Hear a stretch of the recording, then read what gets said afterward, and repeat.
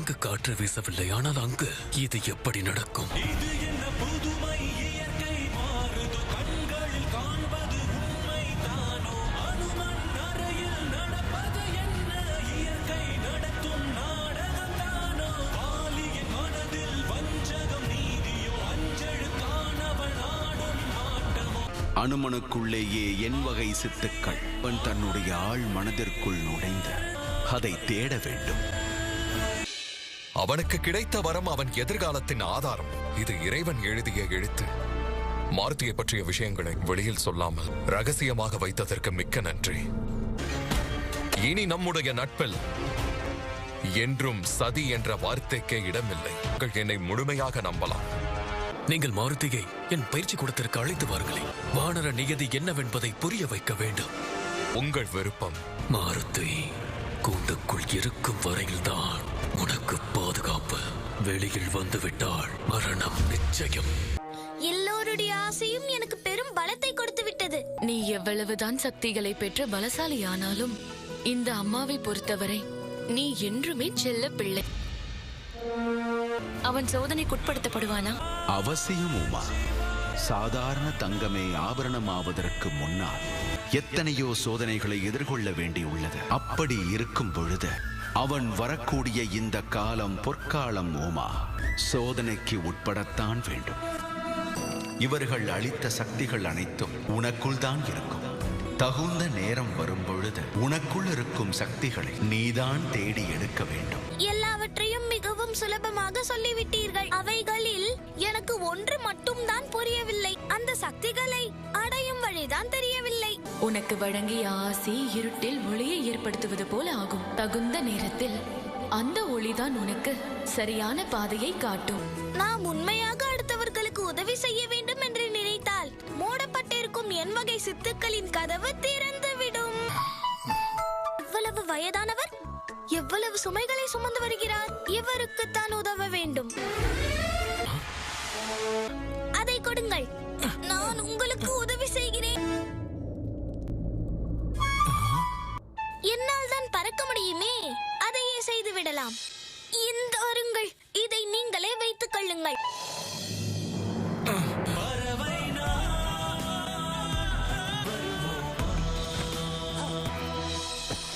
முடிந்தது கதை. தாத்தா, தாத்தா, தாத்தா, நீங்கள் தூங்கிவிட்டீர்களா? எழுந்திருங்கள். அம்மா, நான் இவருக்கு உதவித்தான் செய்தேன். இவர்தான் தூங்கிவிட்டார். யமலோகத்திற்கு வந்து விட்டேனா? உறக்கத்தில் கனவும் கண்டு விட்டாரா? அதுவும் எதை? யமலோகத்தில் இருப்பது போல். இவர் உன்னிடம் வந்து உதவி வேண்டும் என்றாரா? பறப்பதற்கு இவருக்கு விருப்பம் உள்ளதா என்று கேட்டாயா? நான் எதற்காக கேட்க வேண்டும் அம்மா? விரைவாக அவரை அழைத்து செல்லத்தான் எண்ணினேன். விரைவாக செல்ல வேண்டும் என்ற எண்ணத்தில் இதை மறந்து விட்டாயா? அம்மா, நீங்கள் தானே என்னிடம் கூறினீர்கள் எப்பொழுதும் எல்லோருக்கும் உதவ வேண்டும் என்று. அதை நினைத்துத்தான் இவருக்கு உதவினேன். உன்னிடத்தில் நான் இதை எதிர்பார்க்கவில்லை. நான் கோபமாக உள்ளேன். என்னிடம் பேசாதே. அது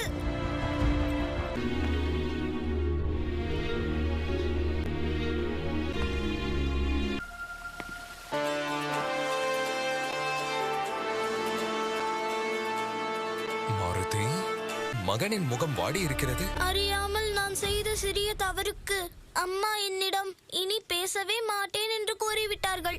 அம்மா கோபப்படக்கூடியவர்கள் தான். இருந்தாலும் அவர்களுடைய கோபம் நமக்கு நன்மையைத்தான் உண்டாக்கும். அது எப்படி? நன்மை தீமையை உணர்த்தும் அது. அவர்கள் மீண்டும் என்னுடன் பேசுவார்களா? நிச்சயம் பேசுவார்கள்.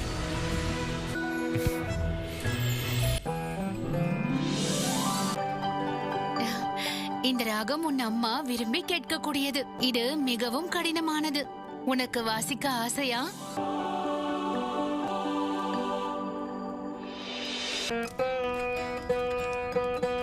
எங்கே இப்பொழுது வாசி.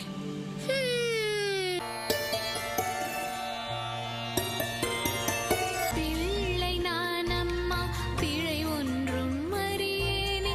உன் மனம் போல் நான் நடப்பேன், மன்னிப்பாய் என்னை நீ.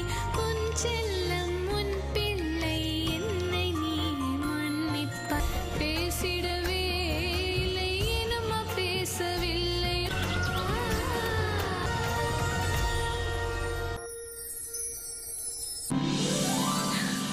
அம்மா வந்து விட்டீர்களா? ராகவா,